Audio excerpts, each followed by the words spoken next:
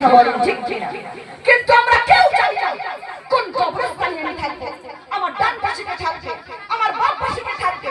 বছরের পর বছর কেউ কি যাবে ওই কবরে আমরা জানি না। মনে করেন যে আপনি মারা গেলেন সৌদি আরবে বা মক্কার জমিনে বা বাংলাদেশে বা পাকিস্তানে, লাশ নিয়ে আসা সম্ভব হচ্ছে না। কথা বলেন ঠিক কিনা? কত রাজা, কত বাদশা, কত মন্ত্রী, কত মিনিস্টার, কত ডাক্তার, কত ইঞ্জিনিয়ার, কত বৈজ্ঞানিক, কত সায়েন্টিস্ট, কত ডাক্তার, কত প্রধান, কত নবী, কত ওলি সেকেন্ডের মধ্যে শুয়ে গিয়েছে এই কবরে। কথা বলেন ঠিক কিনা? আমাদের কই কবর ডাকছে মা, দিনে 70 বার করে আমাদের কই কবর ডাকছে। সব সময় আল্লাহ তাআলার পবিত্র দরবারে একটাই দোয়া করবেন, কবরের জীবন যেন সুখময় হয়। বলেন সুবহানাল্লাহ। কারণ কবর যদি হয় শুভ, তাহলে আমাদের হাসর হবে শুভ।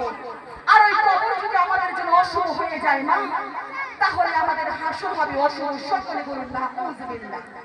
এই জন্য সব সময় আল্লাহ তাআলার পবিত্র দরবারে একটাই দোয়া করবেন, কবরের জীবন যেন সুখময় হয়। বলেন সুবহানাল্লাহ।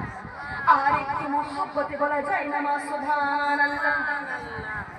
কবর এমন এক জগৎ, যেই জগতের বিষয়ে আমার নবীজির কলিজার টুকরো সাহাবা ওসমান গনি যুন্নুরাইন রাদিয়াল্লাহু তাআলা বলেন সুবহানাল্লাহ।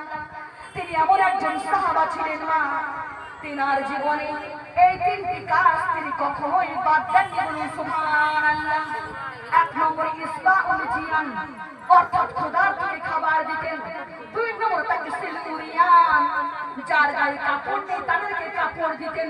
তিন নম্বর ওয়াতিল আতুল কোরআন, তিনি কোরআন তেলাওয়াত করতেন।